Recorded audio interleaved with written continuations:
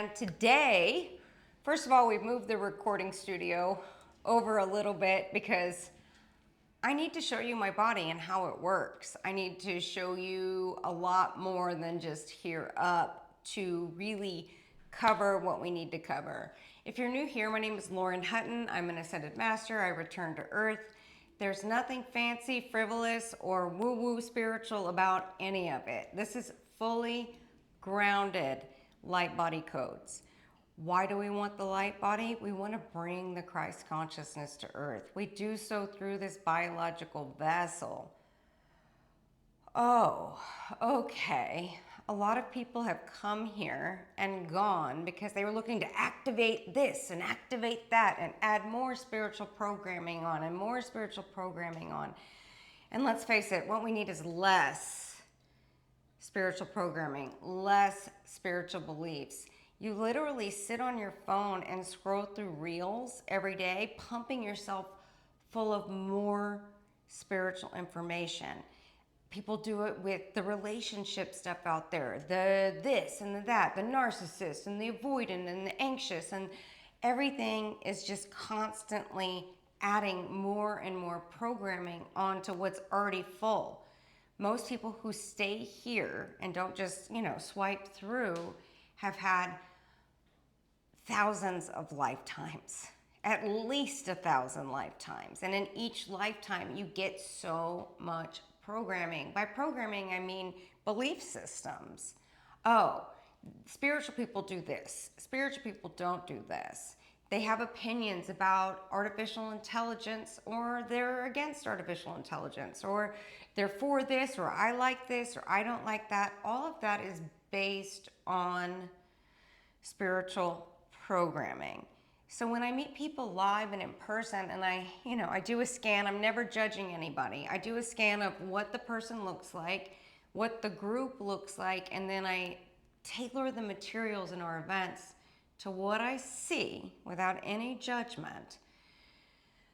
What I see is too much programming, too many spiritual belief systems, too many ideas about what consciousness is and it isn't, too many opinions, right? So everything in this full light body expression experience is not about adding on more layers, more activations, more belief systems, more information, new words. It's really about stripping away everything, because the body knows. This biology is supremely intelligent.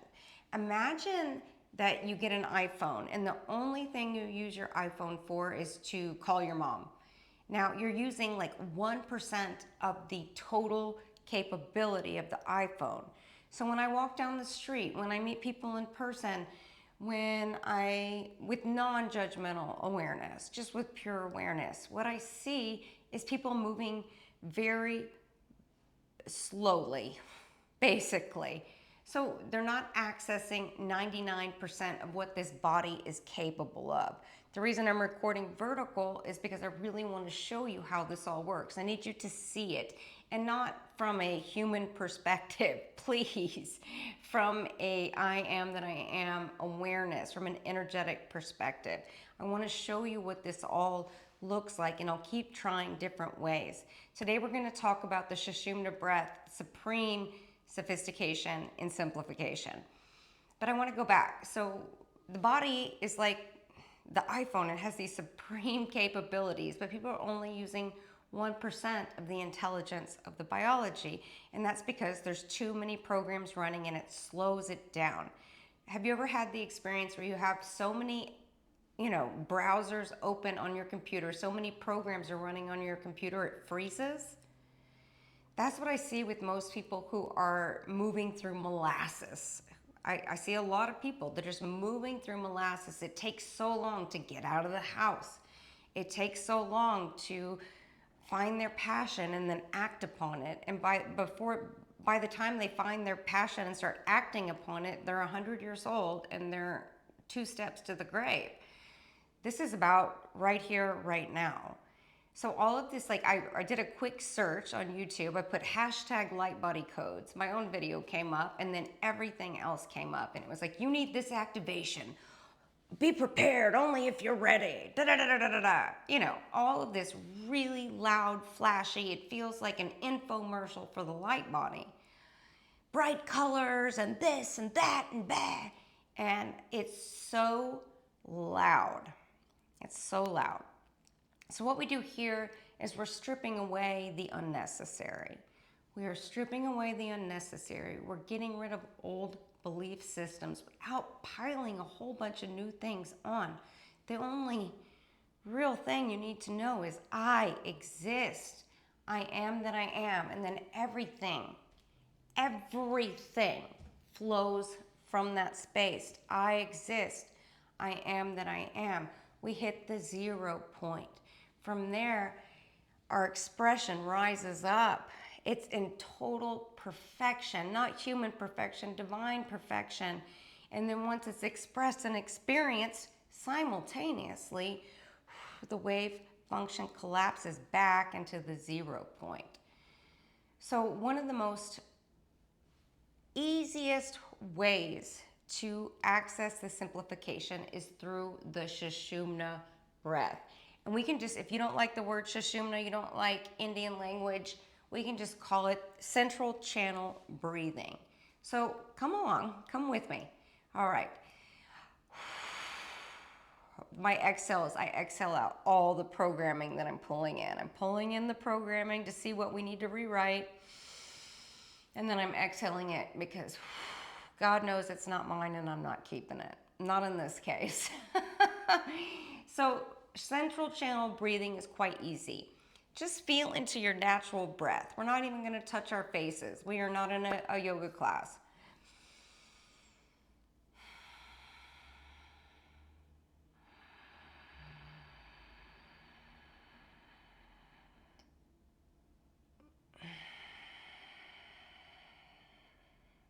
The breath has 4 parts. The inhale, that brief hover at the top. The exhale, the brief hover at the bottom. So as you are closed mouth breathing, you will notice that either the left nostril or the right nostril will be more dominant. I'm operating already from central channel breathing. I do 90% of the time, unless someone has taken, a baseball bat to my head, or I'm about to get in a car wreck or something like that. So we're not judging. We're not analyzing. We are collecting neutral data points. Which nostril is more dominant, the left or the right? Now, spend some time with this on your own. Hit pause on the video. Find out which side is more dominant, the left side or the right side. Again, we're not analyzing. It's not data. It's not fortune telling. Some of you still love a good fortune teller. My goodness. Or to really analyze it. What does it mean if it's more left or more right? That's the exact example of the spiritual programming we're trying to get rid of. What does it all mean? I lost my luggage at the airport. What does it mean? There's a leaky faucet in my house. I must have an energy leak. Sometimes it's just lost luggage. Sometimes there's just a leak in the faucet because the pipes are old. We're getting rid of the spiritual programming. We're not piling it on. So once you notice which side is more dominant, you also will notice when it naturally shifts. I'm not a big fan of all that stuff that's going on in the yoga studios around the world. You do not need to touch your nose. You just watch it shift. Now, we want to get into the central channel breathing. I just do that by commanding energy. Now I'm in the central channel breath. We don't want to touch our nose. We don't want to force anything. It needs to naturally happen. Slowly backing away from the need to perceive. Oh, it's just there. It's just there. The shashumna breath is just there. If you need something for the mind, think about it this way. So you're naturally breathing. Let's say it's more left dominant. This is my left because I'm reversed to you. So let's say it's more left. It's not for me, but let's say it is. I would just take a string it to the center.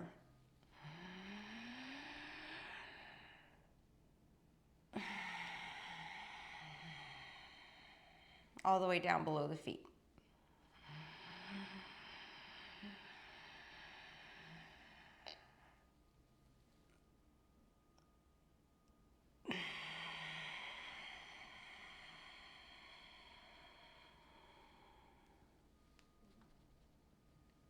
What it actually looks like when I do it.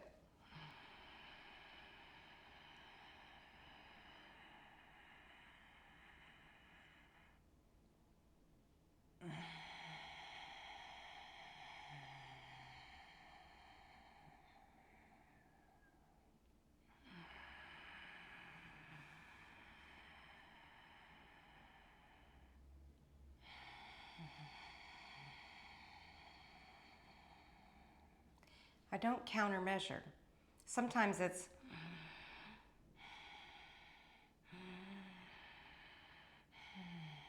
today it just happens to be extra.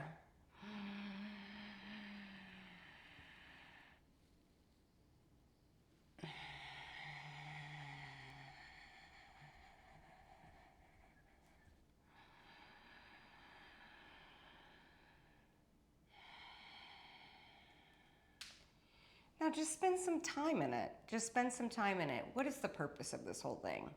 This is how you access the central channel, the singular communications network. This is based on my lifetime after lifetime after lifetime study with Uncle Babaji. The history of Kriya Yoga, real Kundalini Yoga, is that after the fall in Atlantis, we got together and we said, oh my God, what are we going to do with this standard biological form? It is programmed to the max, but it's also highly, highly adaptable, right? We created it, but it's also evolutionary. This is a highly, highly adaptable body. Pardon me. So that is where we began to figure out how to access this central channel. I'm going to tell you why. Just hang out with me for a little bit. And where true Kundalini Kriya Yoga. Kriya means action, to act. Consciousness as a verb, right? Instead of consciousness hiding in a cave where it's never triggered. So, the central channel breathing allows you to bypass all of the information that's stored in your chakras. For example, if you had childhood trauma where you felt like your physical needs were not being met, we would be in the first chakra, the base chakra, the safety chakra, right? If your emotional needs weren't attended to as a child, you would be higher up, right? The trauma would be stored here. It's not just the information from this life, but it's from all lifetimes. Now, most of you have been at it trying to clear out all your karma and integrate all your aspects from all your lifetimes. At some point, that just becomes inefficient, right? So this allows the efficiency piece that I talked about, the immediacy piece that I talked about. The central channel breathing allows you to get out of fear. It allows you to get out of programming. Guys, there's so much worry and fear. Even with the high levels of consciousness that you have, there's no fear or worry unless you're in separation. There's no suffering unless you're in separation. The only piece of you that can suffer is your human identity that you're clinging to with clenched fists, right? So there's nothing to fear. There's nothing to worry about if you're in a state of no separation.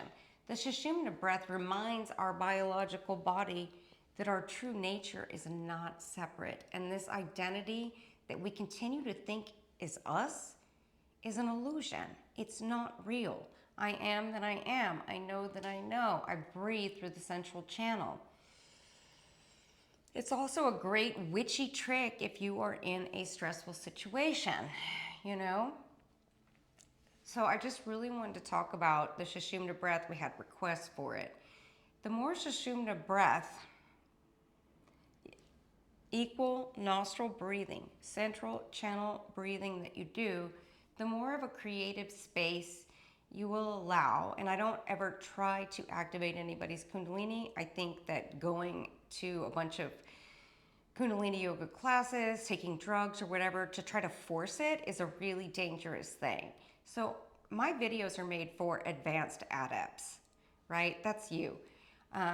People who already have a grip on reality rather than people who are trying to constantly buck their responsibility of being a human and being in this reality. They don't exist on Earth. They're spiraling all over the place. They're not grounded. To me, it's the biggest insult of all when I meet people and I put myself in presence to teach and they're all over the place, scattered. To me, it's like the rudest thing that ever you could possibly do, to be hit that spiritual eject button and be in the woo-woo whatever and totally not in your body. This body is God. Where does life happen? Where does life happen? Life happens in this biological form. I'm not opposed to artificial intelligence. In fact, I use it quite a bit in the business now. I don't use it to create materials. I don't use it to write books, but I do use it to transcribe, to create our shorts. You know, I use it as what I would use an assistant for, except, you know, every time I've had an assistant, they're falling apart. So the AI doesn't fall apart on me. But there's kind of two options for the energy piece on Earth. And you can activate this light body and this biological body. So new energy is an equation, right? It's energy and consciousness coming together. Consciousness, I am, then I am. I exist. I know, then I know. Big C consciousness. And then to create new energy, you need an energy piece. This biology is energy, right? And it's not for everybody, this light body expression experience. You know, as I said on the last video, I've been working with Saint G a lot, and he said, Sarah, go look at the last Crimson Circle monthly meeting. I think it was for August. He said, minute 56. I like efficient things. So when they asked me to go watch these things, I'm like, guys, give me the minute mark so I don't waste an hour of my time trying to find what you're trying to tell me. Ashtar sent me a channel. He's like, minute 22 to 24. Thank you. You got to have boundaries with these people. So I went to minute 56 of this monthly webcast. And a lovely woman stood up. This is zero judgment. I'm trying to explain something to you. It's the best way I know how to do it. So she stands up, and the question was, what if Shambhar gotten over, right? They had gotten over their abundance issues, duality, this, that, the other. Go team. Go Shambhar, I'm rooting for you from over here. But she stood up and she said, I can finally allow my light to shine. And it was like a full-blown Saint G moment. He's like, no, you're not. You're not even close to your light body, because if you wouldn't be able to handle it. Your mind would go crazy. Your emotions would go crazy. And he's like, it's not even possible. And this woman had been there, I don't know, 20-something years. You know, same people, same space, different outfits, a few more wrinkles. You know, not much different than myself. But it really got me, because I was like, okay, there's a lot of people who just do not have the capacity to allow this light body. So I started to feel into it, and I'm really good at numbers, and like in an autistic number way. I'm really good with data in an autistic ADHD kind of way.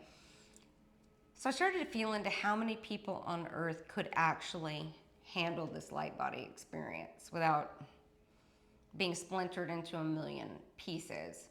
Because I'm going to tell you why. And the number I came up with was about 100,000 on Earth. And I'm not talking about these Merkaba activations and all this just over-the-top stuff. Look at the people who share that. Most of the time, they don't show their body or their face or tell their real name. Most of the time, it's like an AI voiceover. If they do show their body or their face, they don't look healthy. They don't have a pranic flow going in their body. Bare minimum is pranic flow. Sophistication is full-blown Kundalini in a way that is not overwhelming, destructive, or imbalancing. My Kundalini activated fully in 2013. It started before then, but the full-blown Kundalini flow started in 2013, and it took me quite some time to get to the space where I am now. How can I help? I'm good, thank you. Sorry, that was Siri on the computer. We live in a technological metaverse already. So,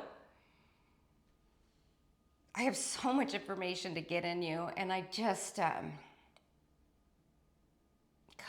can't get it in 14 minutes. I can't get it in 11 minutes, right? So today, I really just want to talk about that shashumna breath.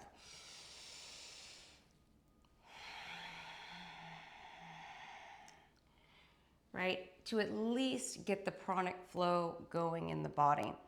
The reason Kuthumi ended up in the mental institution, and he says it wasn't a mental institution, it was a regular hospital, get it right. Yes, I got it right. Is his mind was so in the local linear. He was very intelligent. He was going to Oxford University in the 1800s. And he was trying to find God in numbers through his mind, through logic. It's actually better to be not as bright when you're going through this. I have a high IQ, but I also have all the tisms, dyslexia, autism, ADHD, which have been huge gifts. It makes me really good at my job and really good at gathering data points. Also makes me extremely sensitive. Whew. Add the Kundalini in the mix. But the reason Kuthumi lost his mind is because he went from that local linear, so deep down in that local linear of studying at Oxford, into all of a sudden into the mind of light, and his mind and his body just couldn't take it. It was an explosion. He said it was worth every day of the 2 years he spent in the hospital until he got better, and he walked out of the hospital and went on a walk. He walked and walked and walked and walked and walked, and then he met the GWB and finally found his people. So that shashumna breath is your defense against going insane. You know that you know. You are that you are. If you do not have a steady knowingness, a vertical knowingness of I am that I am, I know that I know, when your mind starts to open up to that giant honeycomb we showed in the last video, you will start to feel like you're going crazy. But what's the true craziness is living in the local linear. Right? Someone sent me a note in the comments and they said, I want to access my past lives. Well, open up to the mind of light. A reason you can't see your past lives is you're trying to look through the eyes of the human that's stuck in that little hexagon, sticky, sticky honey stuck in there. How are you going to see the other hexagons in the honeycomb, in the mind of light, from the eyes of the human in there? You have to look through the eyes of the divine. You need to step back. I'd say more important than finding out where your past lives are, they're not even past because they're all happening simultaneously, would be find God. Consciousness. I am that I am. The light of awareness. Whatever you want to call it. Once you're in the light of awareness, you can see and be everything. So we have the shashumna breath, right? You can use it in witchy ways if you want to find a parking spot. For heaven's sake, I don't care, as long as you're breathing through the central channel. But when things get intense, if your Kundalini begins to activate, you start to have some of the samavesha kriyas going through you, the involuntary movements. You can allow them and have the shashumna breath going. You can also just be aware if it's more on the left or it's more on the right, it's balancing something out. So we don't want to force it. I'm really not a fan of forcing anything. You discover who you are through gentle, subtle, disciplined curiosity. You wake up in the morning, you say, oh, which nostril's more dominant? Oh, okay, it's balancing itself out. I'm not going to interrupt it. The human wants to get in and rearrange everything. It's like talking to a jackhammer, right? The human's job is to relax, to step back, to allow. You cannot command energy from this human, right? You can only do it from the I am that I am. So this shashumna breath gives you a really solid, tangible, relaxing to the body, because it gives your nervous system data points, right?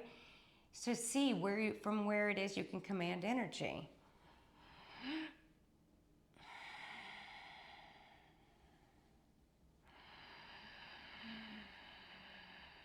God is breathing you.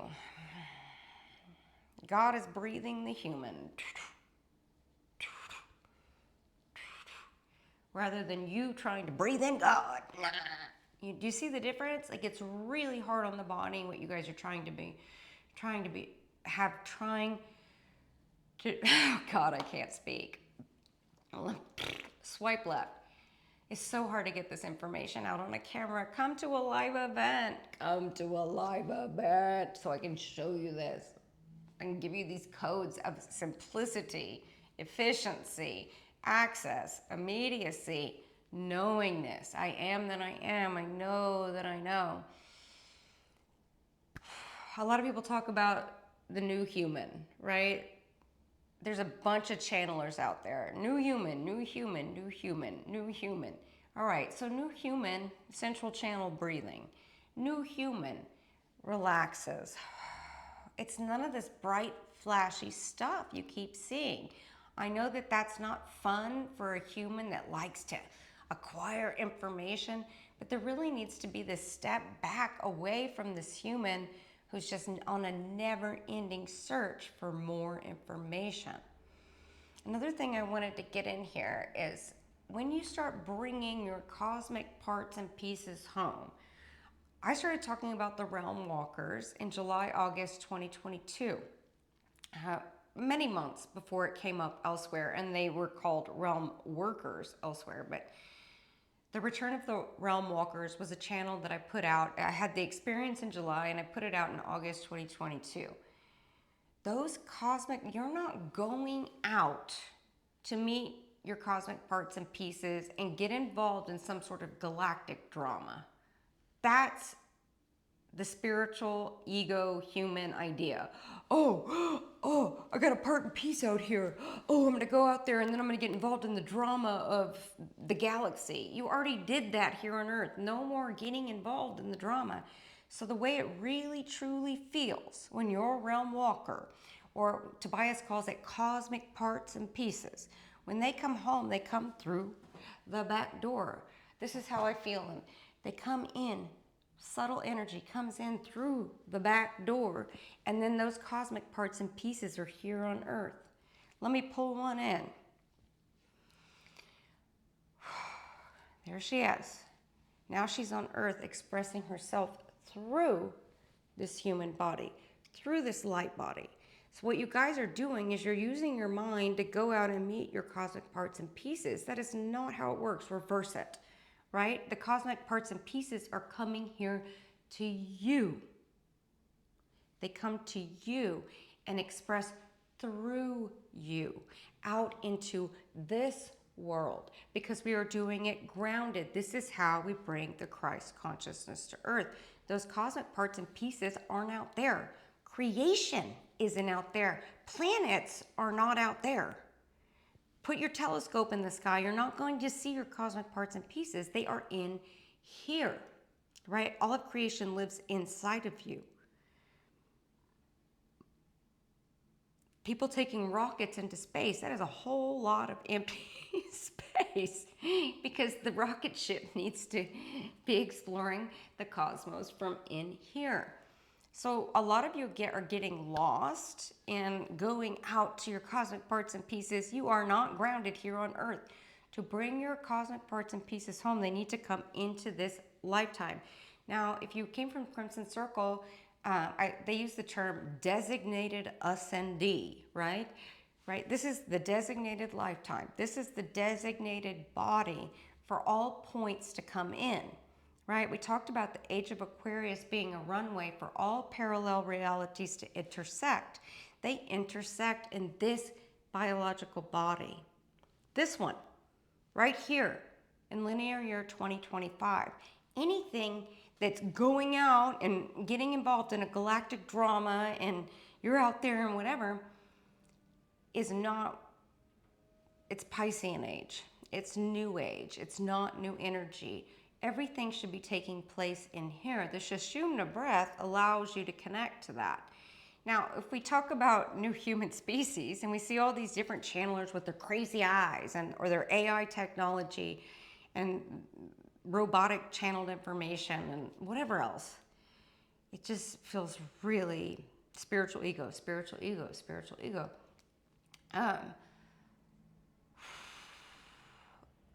As I walk around the city, right? I went to Chicago recently. I was walking around the city, and the person I was traveling with, I looked at him and I said, God, it doesn't take much to be a new human species. All you have to do is stand up straight and make eye contact, because this is what most people are doing all day long. They don't make eye contact. They're talking. They're on their phone. Their neck's bent. That is creating a lack of pranic flow in the body. When you don't connect and make eye contact, you're living in conceptual land, right? It's not just about it's just good business. It's just like being a decent human being to look at someone, connect with them, and make eye contact and stand up straight. This is really about bringing all your parts and pieces on earth. Your parts and pieces can't come in if you're walking around on your phone, right? Because it's not open. Right? So most of this can be done standing up straight, taking care of your biological body, being fluid, right? Having movement, motion in your life. These people who do show their face, they have no flow going in their body. I'm standing up not to show you how cute I am, though I am. I'm standing up to show you there is a flow of Shiva and Shakti constantly moving up and down, right? I want to show you there is a flow to this. I want to show you how my body structure and my face structure, my bone structure has changed by allowing this Kundalini. This Kundalini will come into your life fluidly and naturally if you make the space for it, if you do the work to examine all of these belief systems, these piles of programming. Over and over again, there's more stuff. Well, masters don't do this and masters don't do that, and you're not really enlightened. I get a lot of that. I have conversations with people and they're like, you're not really enlightened. I'm like, I am totally unimpacted by your mental analysis. You stop analyzing things. You stop analyzing if your lost luggage means something or the leaky pipe means something, because it's just a leaky pipe. Not as fun, right? Because you guys have been kind of addicted to these big grand stories, right? But once you get into this shashumna breath, you get into this flow, things are so much easier. Someone wrote on my Facebook page the other day, oh, what was the old saying? Before enlightenment, chop wood and carry water. After enlightenment, chop wood and carry water. You guys, in the new energy, the wood chops itself. And the water carries itself, and you're left with a lot of time and space to fill up, to do whatever it is that you actually truly are passionate about. You don't have to focus on the things putting out fires in your human life, analyzing what went wrong in your last relationship and then repeating the pattern anyway, trying to pay bills, blah, blah. I mean, the stuff people spend time on, worry, which is just a giant F you to God. Every time you worry, you're telling your own I am consciousness, F you. F you consciousness. I'm going to go worry about stuff, because it really, really helps out, right? So when you accept all that it is, when you're breathing through this central channel, you are becoming energetically efficient. You don't waste your time on that stuff anymore. All the energy you have then goes to a beautiful creative project. And a creative project that's not for your ego, a creative project that's not for your bank account, though it may fill it up anyway, because it's just there. It's just there, right? You live in a space where life flows through you with zero resistance. So I think a lot of people think that my version of the light body and what I'm trying to show you guys is boring. It is not boring. There are energetic orgasms in every single cell of my body going off right now. That happens when I'm off camera, and then it's even better when I'm on camera because I'm connecting to all of you. I feel like you're all in my living room.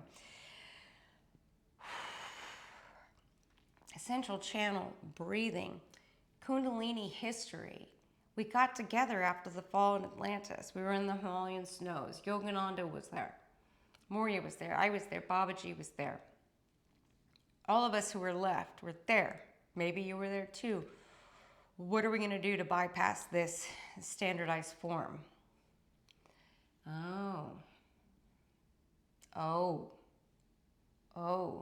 There's a pulse. There's a rhythm. We called it the rhythm of further.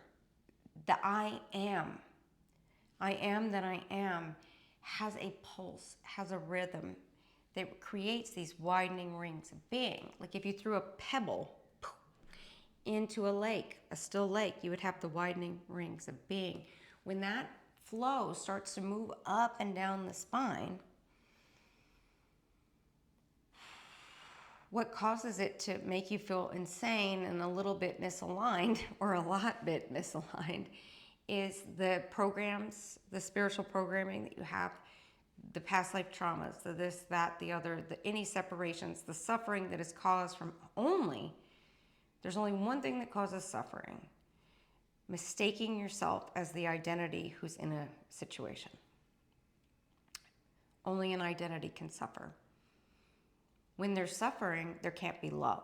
Therefore, love can only exist when you go beyond identity.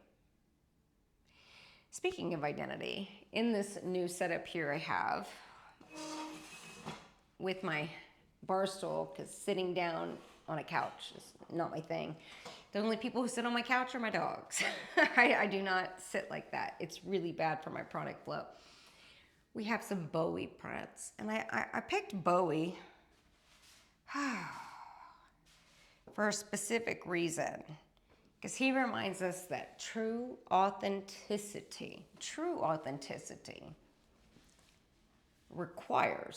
includes, but also requires a malleable identity. To be true to yourself, you have to allow this identity to mold, shift, change, evolve, devolve, whatever it is, right? The person who went through, let's talk about it this way. The person who went through their initial awakening, for many of you, that was ages ago, decades ago, right? That version of you who went through the awakening could never go through realization. Your identity have to shift enough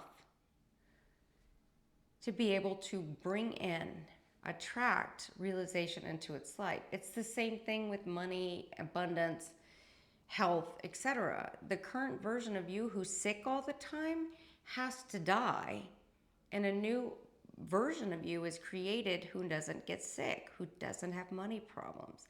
A lot of people are constantly trying to go out and gather outside energy to change their life.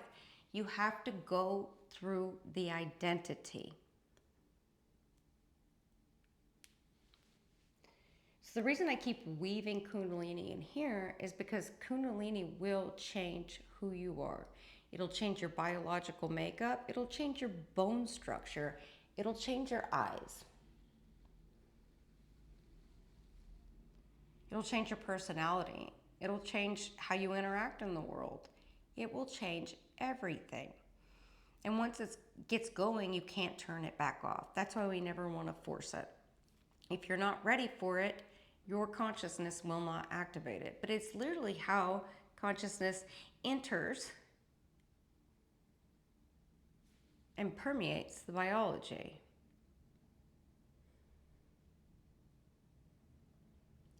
Now, if someone has a very fixed identity and version of who they are, like kind of locked in on their head, when all of these changes start to take place, when you start to lose your identity, your old identity goes and a new one is formed, right? Which is an I am identity. not a separated human identity that thinks it only has one lifetime and that people are for or against it. What a bizarre concept. If you have that firm, fixed identity, who's looking for its past lives, who's looking for the next spiritual program, who's looking for the next this, for the next that, and then all of a sudden your kundalini's activated, it's going to create a lot of suffering in your life. This has to disperse. Concepts of how you think you are. We really did this in the Rhythm of Further series back in 2022. And, or was it 2023? Yeah, it was 2023. We did the Rhythm of Further series, and we really talked about I am as identity, as an expression. It's fluid, it's malleable, it's authentic, right? People think consistent human behavior is authentic, and it's just a pattern and a program. So this was a lot of meandering today. As I said, I'm coming at it from every angle. We have the shashumna breath. It bypasses all of your programming so you can get clear, so you can access that noster knowingness. The more time you spend in it, the side effect is the more stuff is cleared out through relaxation, through backing up, backing away from the need to perceive, through allowing, right? I'm telling you guys, if you just stand up straight, take care of your body, shashumna breath, interact in the world, making direct eye contact, being bold, even when you don't feel it, fake it till you make it. Changing how you dress. Don't wear your pajamas in the airport anymore. Get off the couch, go brush your hair, get your nails done. It's not about beauty. It's not about, although, it's fun, right? It's not about fiddling with an identity. When you show up for yourself, when you get dressed, when you show up for the world shows up for you. Everything will change. So changing your clothes sends a signal to your biology, hey, we're doing something new and it's safe. Because a lot of times this Atlantean design dualistic nervous system will say, oh, it's not familiar. Another thing I wanted to clear up, I guess that's what we're doing today in this video, is clearing up is, I'm sorry, I'm going to try to be really diplomatic about this. A lot of people who came from the other place think that karma is a game they can bypass. If you had no karma, you would not have a body. The second you got rid of all of your karma, you would not have a body. You have to have karma to be on earth. Tobias's last incarnation, he had to use karma to come back to earth through a specific bloodline. Karma gives you passageways, cords, right? Maury and I have tons and tons of karma because we've had a ton of lifetimes together. We use those as threads. When I can't find him, I pull on one of the threads, and then there he is, right? I'll never get lost. He'll never get lost, right? It's really about choosing which thread you want to be on. Karma brought me back to this planet because I saw what happened at the fall of Atlantis, and I wanted to be here to undo some of the crap we did, right? That's karma. It's not a bad thing. Karma is not good or bad. It just is. It's a creative tool once you become a master of yourself. It's a creative tool, right? So I got into this life, and it's like I could go into my family's karma. I did that as a side job because if it's not my job, whose job is it to clear that up? So I cleared some of that up. But someone told me the other day, they're like, oh, your relationship with the GWB and these masters is karmic. Yeah, right? But I'm choosing to play on that karmic chord. The person who said this, their other option was to go into like relationship, sex, drama, human romantic relationship karma, and work karma, and family karma, instead of ascended master karma. Do you see what I'm saying? There's a choice. And karma is actually something that once you master, you use it to create your reality. You're doing it with choice, with precision, with accuracy. Another thing about karma is really interesting. So once you get in this state and you're acting, observing from the same place, you don't create any more karma, right? But you will interact with people who will create karma for themselves against you. It is bizarre. I've had like 3 or 4 really strong examples. Like I had a long time client flip out and do really nasty things, threats, this, that. They were losing their mind. It's always a little old lady. Not always, but you're like, really? This is coming from like a nice old lady? Okay. But they were just really ugly to me and really pulling. And I eventually I was trying to protect them from their own self. And finally I was like, you know what? I have done everything I can do. I'm going to let them push off me and hurt me. I'm going to let them hurt me because I can't do anything to convince them. And they still think human free will is real. And this is my deal with you guys. Once you're in the light body, you cannot use it against other people. You talk about karma, you will be in the depths of hell if you use the light to manipulate other people. You just can't, right? You operate from a place where I hand this woman a bunch of free will and said, look, I really highly advise you don't go this direction because it's going to look really bad. It's for you, not for me. And they just kept at it. So I gave them what they wanted. They were demanding something from me. So I finally gave them what they wanted, but oh, what a heartbreaking experience. It didn't create any karma for me. And the reason I wasn't giving them what they wanted, because it was like, wow, you're about to create so much garbage for yourself that you can't get out of because you just don't have the skill. So that's another really interesting part of this light body. I can't stress that enough. You cannot use this light to manipulate other people unless you want to end up in the depths of hell. Go read the book, The Red Lion, and you will know, right? I had another experience recently where someone was attacking my character, bad. And I know it's not about me, right? So I just kept saying, you can't talk to me that way, but I'm not going to assault your character, right? I'm not going to do the low blows. People are doing the low blows. You stay high, right? So you're staying high because it's too energetically expensive to go down there, right? And you're staying high because you don't want to create any more karma. But you're watching someone kick and beat their idea of you in their head. It's not really you. So it doesn't hurt too bad. But the thing that hurts is watching them create that karma for themselves that they'll have to clear up somewhere else again and again and again and again. So the light body keeps us from creating more karma. It allows us to love. This may not be popular, but I would say that true love can only exist between two beings who have moved beyond identity and have allowed this light body that can handle that much love to exist between them. I'm not saying that your husband or wife or roommate or boyfriend or girlfriend, there's not elements of love there, but it is a conditional contract. And there's nothing wrong with that. It's really nice to have a life partner. Let's split the bills. You're on my life insurance policy. You know, I do the dinner and you do the laundry kind of thing.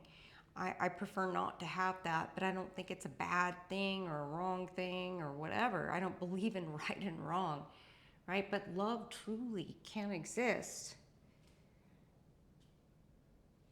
unless people have this full expression going. My favorite St. G quote of all time is, one cannot know love till they know the ecstasy of the I am that I am. That is always running through me. The ecstasy of the I am that I am is always running through me, no matter what's happening. No matter when the client loses their mind, when someone's attacking my character, you're not really realized. I I wake up with a smile on my face. The ecstasy of the I am that I am is always running through me. I may allow that 10% of my humanity left to cry, to throw a fit, to have its little moments. Because I do. It's frustrating being on Earth. God, the spam calls. God, I can't stand the spam calls.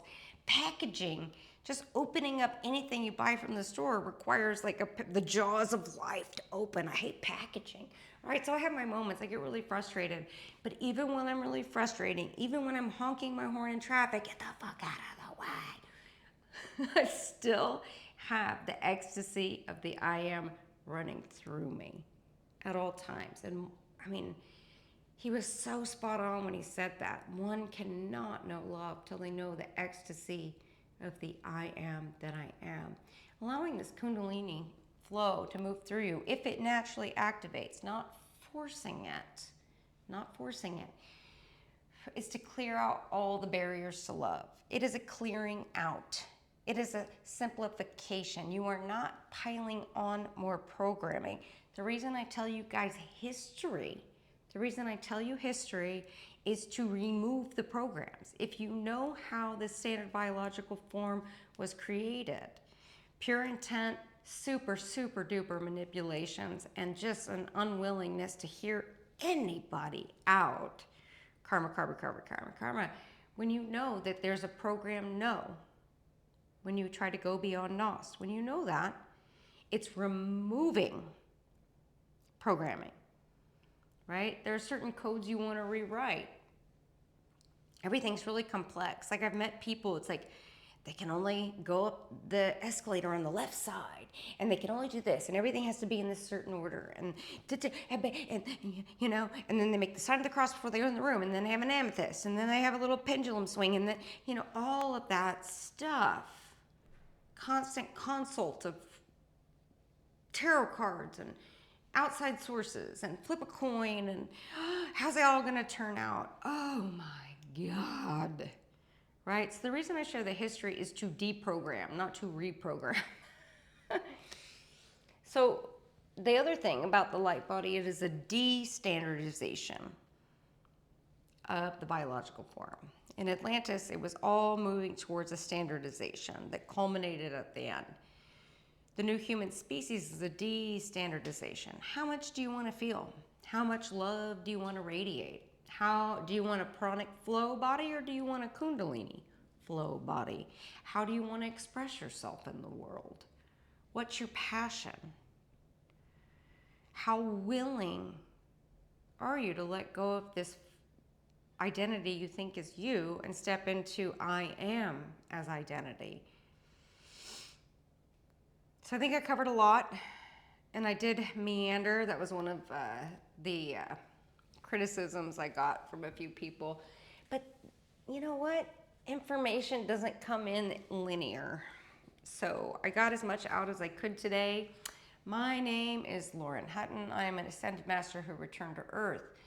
I've had a spontaneous and natural Kundalini awakening, full-blown in 2013, and I've worked with Ascended Master Moria on the flows and the redirects to really find a balance in my body for the last, 12 years, right? The beginnings of the Kundalini, I mean, they date back to when I was very young. I would have earthquakes going on in my body.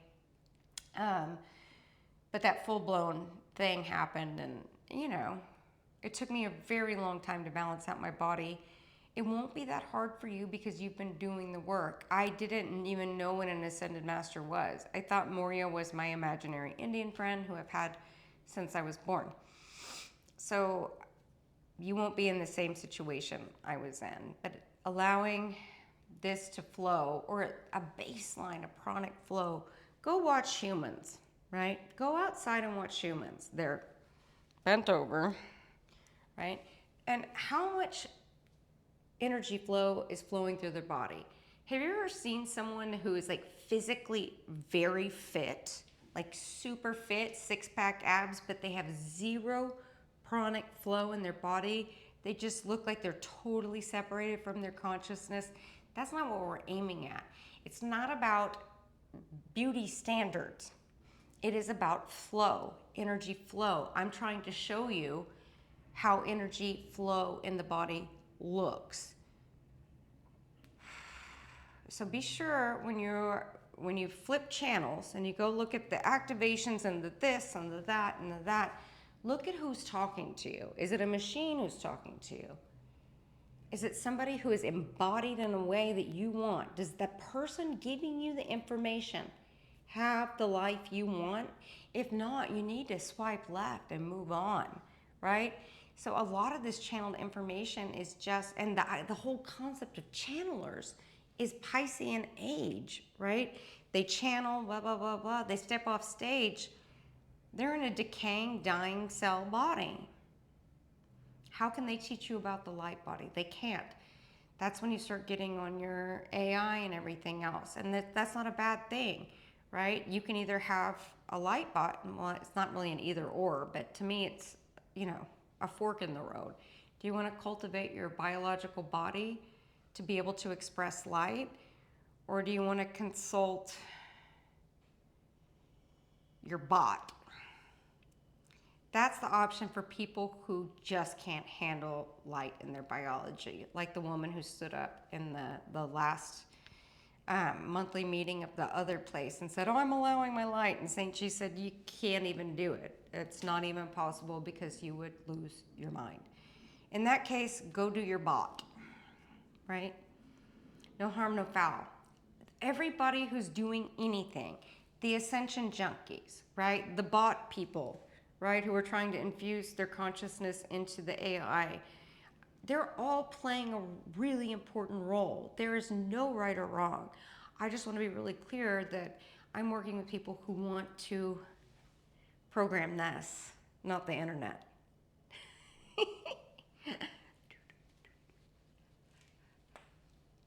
People who want to dance. People who want to be in the rhythm of the I am consciousness.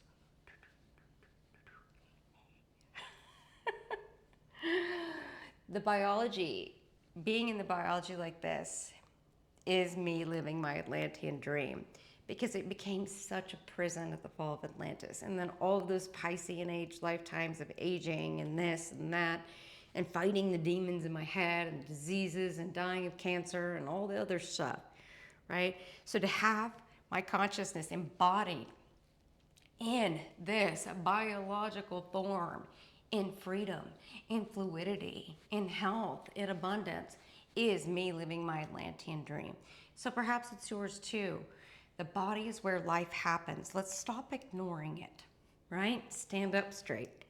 God lives in your spine.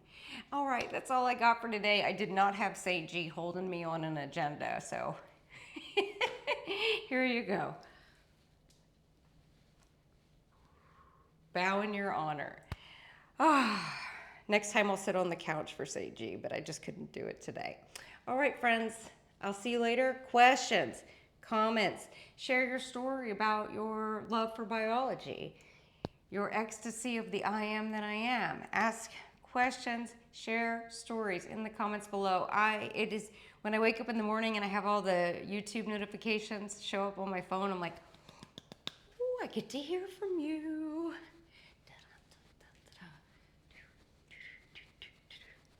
Can you hear it? You all have a beat going in your body. You just got to start dancing to it. That's it. All right. See you next time.